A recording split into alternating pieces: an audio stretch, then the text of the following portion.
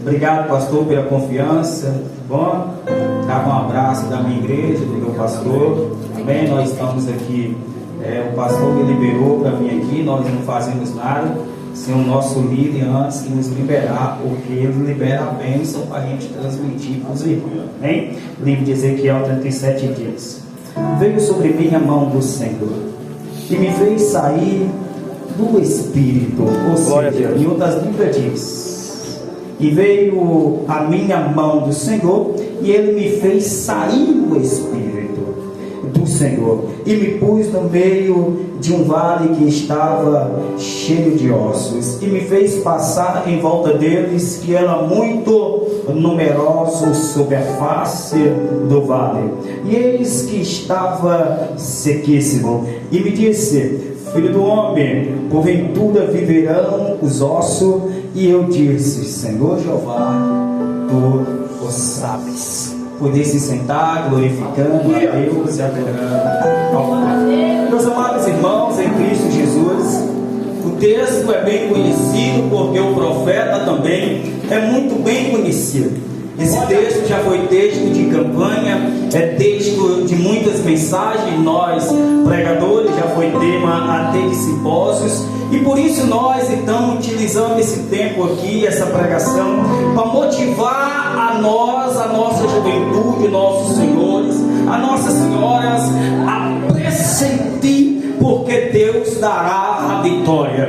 Não importa o legado, não importa o dia que você está vivendo na terra, o importante é o Deus que você serve, o Deus que nós servimos. Temos nós dito que Ele garante a vitória. A Bíblia diz que Ezequiel é de uma linhagem sacerdotal. A Bíblia diz que Ezequiel, no seu primeiro capítulo, revela que ele é filho de Buzi, sumo sacerdote. A Bíblia diz que tendo esse garoto crescido em um templo, crescido em outrora, aonde a família, aonde o pai, aonde os avós ensinava, doutrinava a Ezequiel como é que era ser na presença de Deus. A Bíblia diz que Ezequiel era tão conhecido no mundo antigo que o seu pai Buzi começou a doutrinar Ezequiel ainda na sua infância. E a Bíblia diz que Ezequiel cresceu ouvindo ao pai falar: filho, você um dia herdará a trono. Filho, daqui a algum tempo você vai ser o meu substituto, vai me substituir no templo. Filho, ora, você vai ser o herdeiro desse trono, você vai doutrinar ao povo, você vai levianar o povo ao qual estamos nas minhas mãos. Ano se passa e Deus entrega então Israel, Deus entrega o povo dele na mão do povo para ser massacrado. Todavia Israel era sacramentado, todavia Israel era abolido, chicoteado por outras nações. Isso é dito, era permissão de Deus. E nós, leitores da Bíblia, conhecemos o que está escrito, aleluia, na palavra de Deus. Vai dizer que tendo o povo abandonado a voz de Deus, a Bíblia diz que Deus envia o povo para massacrar Israel. E a Bíblia diz que envia Jeremias, alguns anos profetizando, algum tempo pregando, dizendo: ora, se conserta na presença de Deus, porque vai vir 70 anos educativo. A Bíblia diz que ele profetiza há muito tempo e o povo não ouve, mas chega um dia que a palavra de Deus se cumpre por intermédio de Jeremias. A palavra se cumpriu por 70 anos, o povo fica cativo. E a Bíblia diz que na primeira vinda que o povo foi massacrado, meu pastor, a Bíblia diz que é levado alguns homens com ele. A Bíblia diz que o povo invade a cidade, a Babilônia invade e mata a metade do povo daquela época. A Bíblia diz que é levado cativo Jeremias. A Bíblia diz que leva também todos os profetas, inclusive agora mata o pai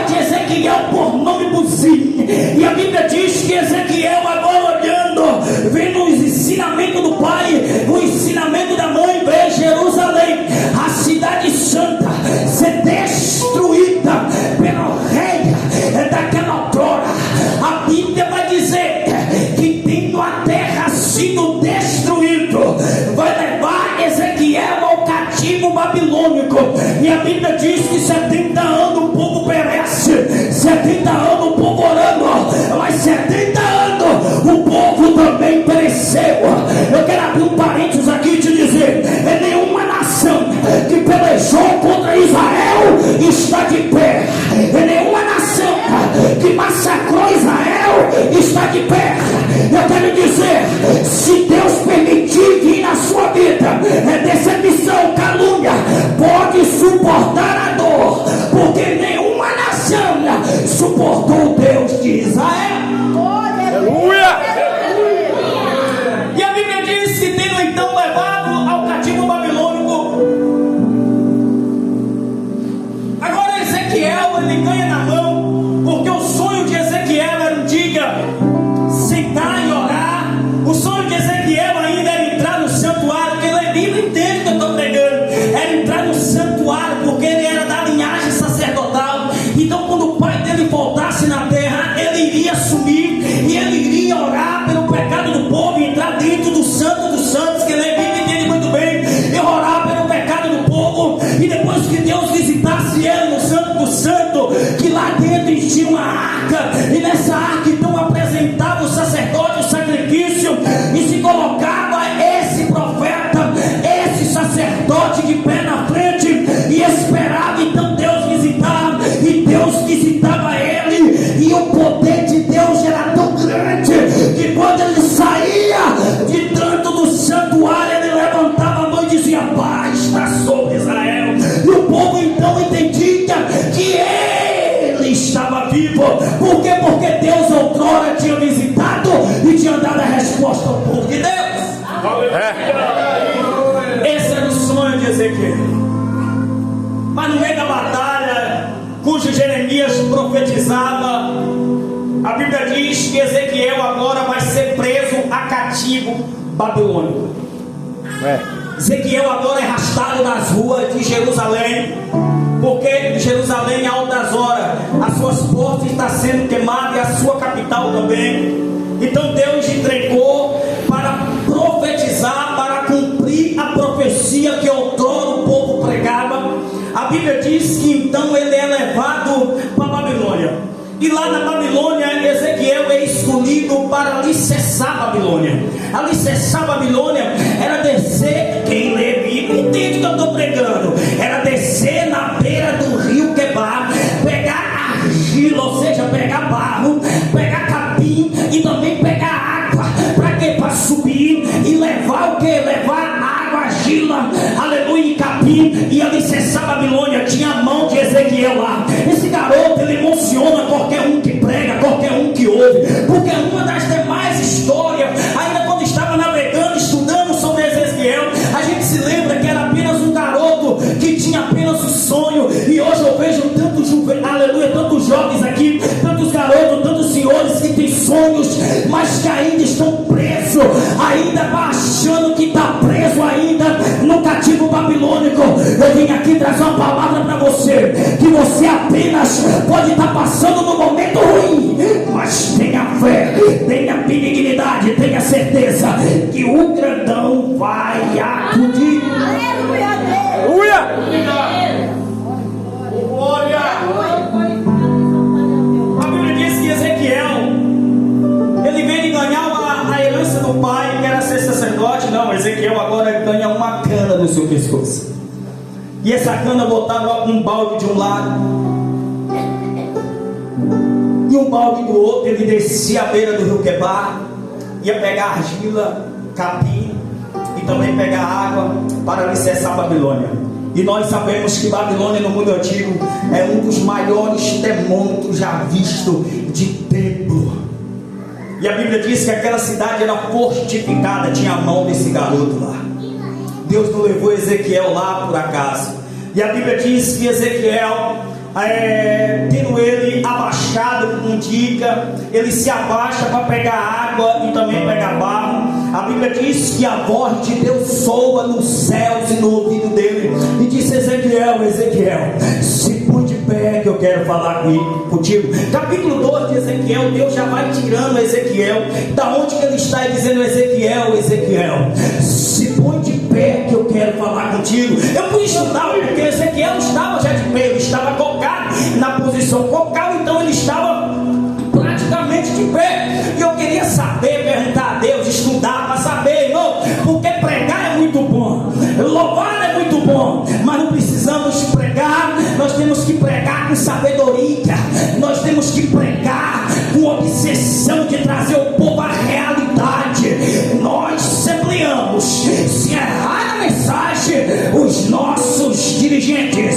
os nossos presidentes puxam a nossa orelha. Por quê? Porque nós temos que preparar as nossas mensagens no Senhor. Nós devemos preparar os nossos esboços no Senhor. Por quê?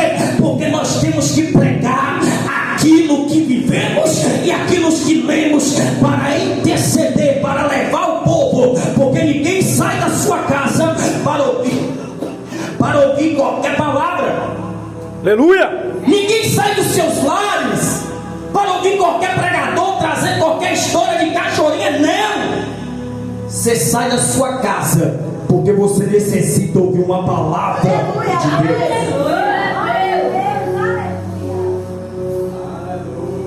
E a Bíblia diz que, tendo buscado o que Deus queria falar com Ezequiel, Deus disse: Ezequiel, se põe de pé que eu quero falar contigo.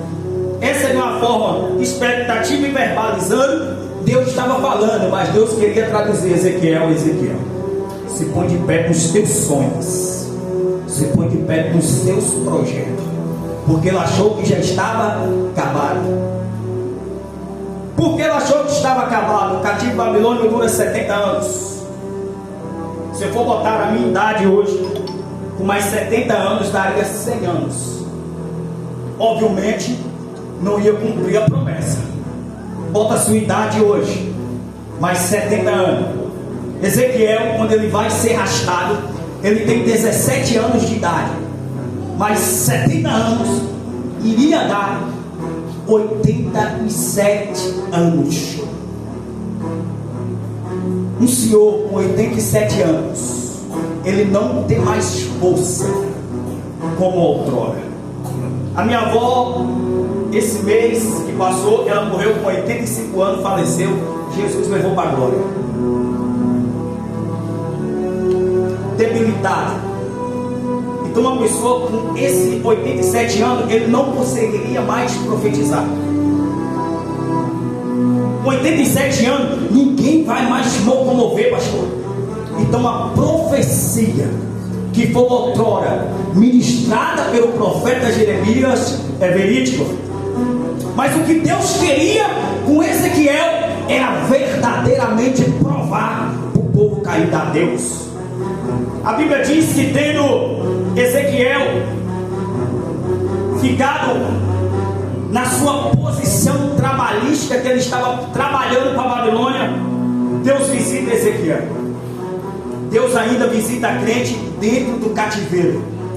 Aleluia. Deus ainda visita a crente que está passando por um momento de dificuldade.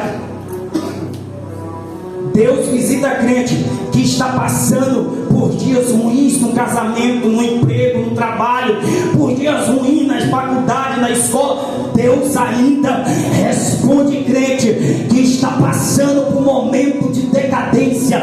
Deus ainda responde crente que pensa que Deus não está te vendo e Ele nem te olhou.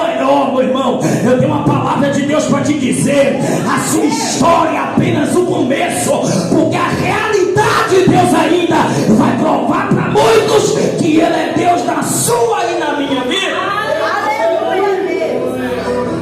Ezequiel agora, um meninão com 17 anos sendo preso, a tua história tinha sido gravamente abalada, as suas escrituras.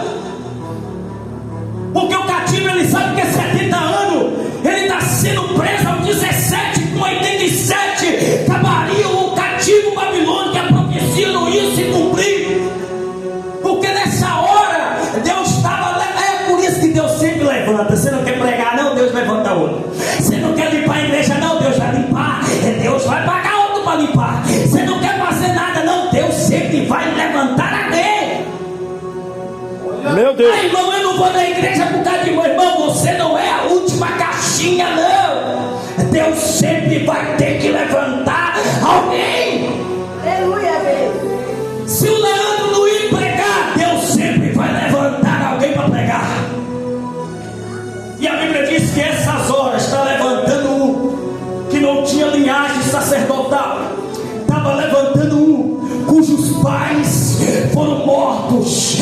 Deus, essa hora, estava levantando um por nome Neemias para reconstruir Jerusalém. Deus, essa hora, está levantando um para ir na manchorabanaragácia, para ali alicerçar de novo. Deus, essa hora, estava levantando um que não tinha nome nem renome, mas era um que ia mudar a história de todos os tempos. Deus, essa hora, estava levantando um da Ezequiel preso, e Deus querendo alguém para restaurar Jerusalém.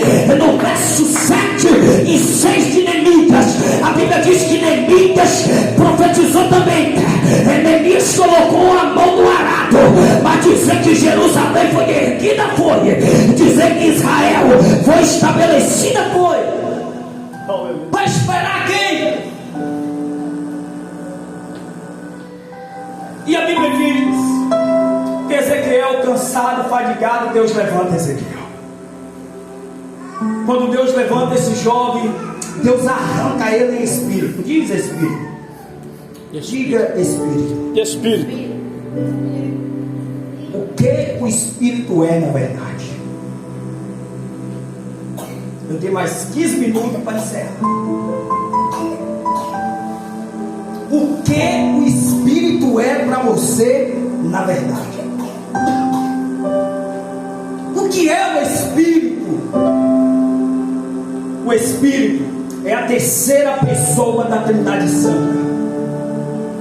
O espírito é aquele que não deixa nós fracassar no meio da caminhada. Por quê? Porque o próprio Jesus diz: eu vou enviar a um igualmente a mim, que vão os guiar a vós. Ele está dizendo: meu Pai já veio, vocês não aceitaram. Eu já vim também, vocês não aceitaram. Eu vou enviar um que, se pecar contra ele, jamais terá perdão. Se pecar contra o Pai, terão perdão. Se pecar contra o Filho, terão perdão. Mas eu, Pai, ensinei a minha igreja que eu comprei na terra, que se pecar contra o Espírito, jamais terão perdão. A Bíblia diz que o Espírito Santo de Deus arrancou Ezequiel em espírito. A Bíblia diz que é espírito. Ele diz: ó, a mão do Senhor veio a mim e me arrancou em espírito. Ele está dizendo: a minha forma carnal, os meus ossos, meus cabelos, a minha força ficou para trás. Deus arrancou de mim o que ele deu, o homem não é. Deus arrancou Ezequiel em espírito na beira do rio Quebar. Deus arranca ele em espírito, porque com aquilo que Deus prometeu, ele vai cumprir. Ei, moça, ei, jovens, senhores e senhoras, se Deus te prometeu, pode ter certeza, ele vai cumprir. E tem uma coisa é Deus te prometer e ele cumprir, outra coisa é Deus ter promessa. Não vai por aí dizendo: ah, eu tenho promessa e eu não morro. Vai nessa, Moisés tinha e morreu. Aleluia. Pregador, mas eu tenho promessa e não morro. Antes de cumprir, Moisés também tinha de entrar na terra prometida. E na minha Bíblia diz que Moisés não entrou, e quem entrou foi Josué. Mas a promessa atrás, eu vejo Deus prometendo a quem? Eu vejo Deus prometendo a quem? E por que Josué entrou e Moisés não? Mas a promessa era para quem? Quem tem promessa morre ou não morre? Quer que eu te prove mais 10 capítulos dentro da Bíblia? Quem tem promessa morre. Não vai por aí dizendo: eu vou estar hoje aqui na igreja, amanhã eu vou desviar, e que Deus tem promessa, eu não morro. Vai nessa. Vai nessa que nós vamos no seu velório ainda. É forte. Vai nessa. Quem tem promessa não morre. Vai nessa. Lembra do dia de hoje: quem tem promessa morre. A promessa que Deus prometeu disse: olha, você vai arrancar o meu povo de lá, da sabidão, vai levar para uma terra que mana leite e mel. Mas eu não vejo Moisés entrando. Eu vejo Josué tomando posse da terra. Meu Deus. Então quem tem promessa morre. E a Bíblia diz para nós encerrar aqui, irmãos, que tendo Ezequiel, ele espírito, ele foi arrastado e levado. Arrastado é quando a mente arrasta no chão, levado é quando a mente pega e te leva. Um carro serve para locomover. Arrastar se arrasta um carrinho, arrastar se arrasta um tapete, locomover a mente move. Deus arranca e locomove ele e leva ele aonde? Um deserto que estava seco, um deserto, um povo que estava perecido, um povo que estava totalmente desacreditado pela lei da ciência e também da física. Um povo que não tinha na natureza humana, nenhum cientista consegue explicar o que aconteceu com Ezequiel, capítulo de número 37.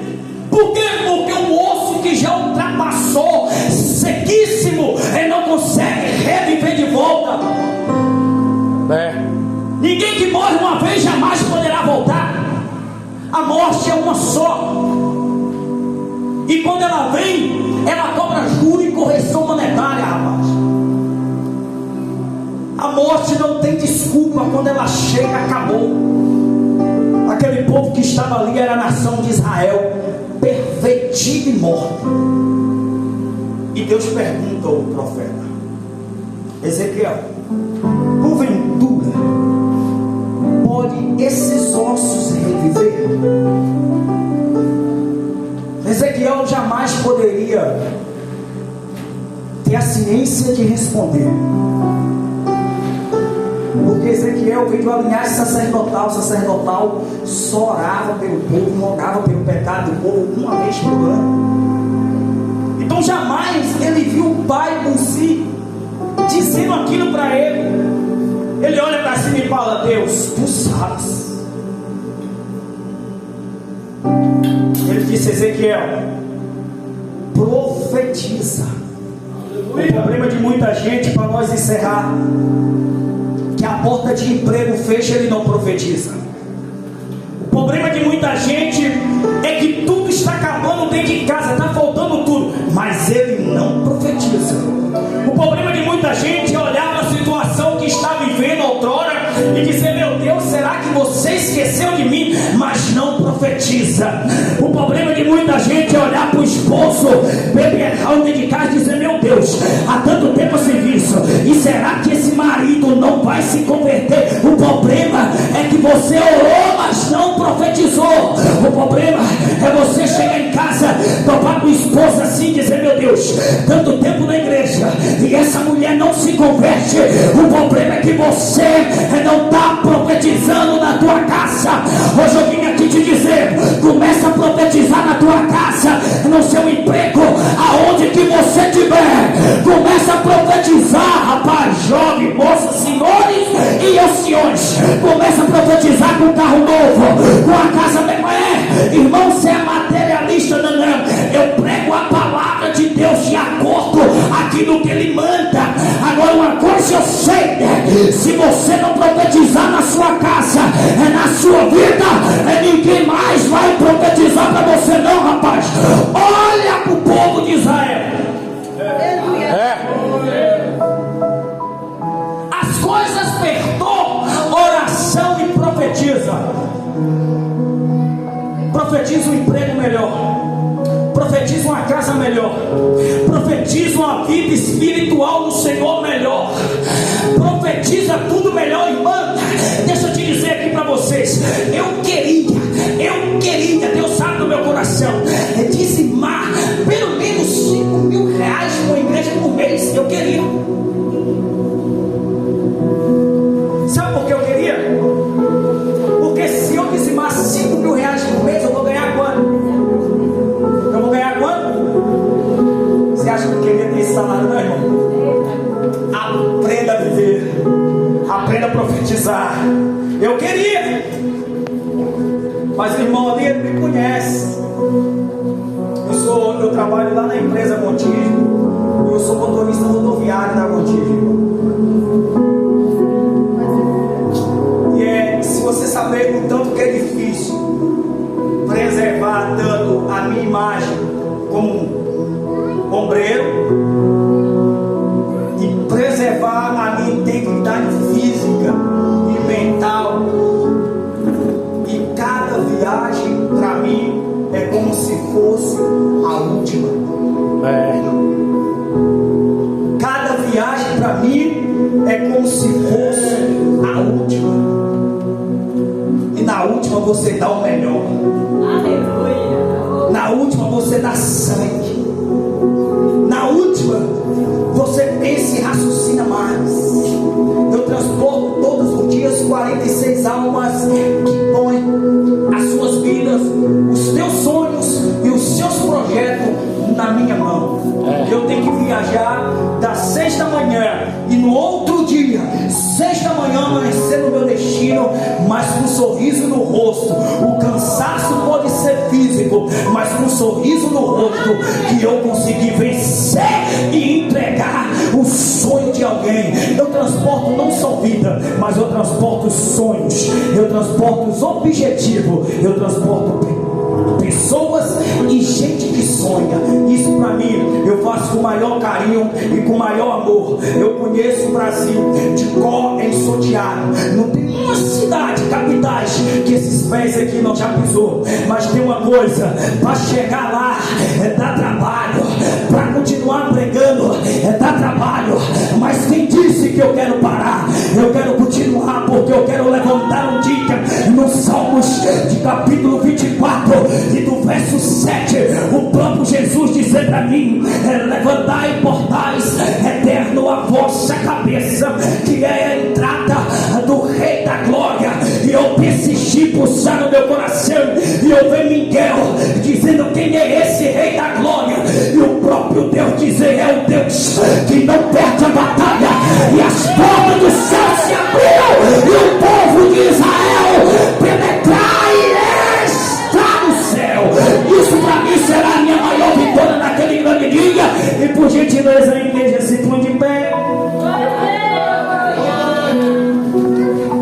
Obrigado, irmão, por trazer aqui. Amém. Obrigado, pastor, pela confiança. Grupo de senhoras que louvou muito as crianças. As crianças não, aqui é adolescente, é jovem, que daqui a alguns anos é senhoras. E aí abre espaço aqui para vir mais. Amém, irmão. Eu estou grato por esta igreja. Amém. Eu estou grato por esta igreja. Amém. Uma igreja passou muito bonita, viu? Uma igreja muito carinho me recebeu. Obrigado, irmão.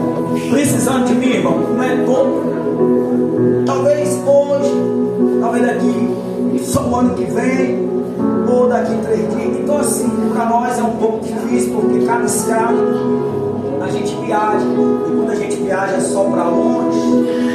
Aí na volta, eu tenho que estar na volta, quando eu não estou pregando em algum lugar, eu estou em casa descansando, bem? Ou então estou no culto, na minha dominação.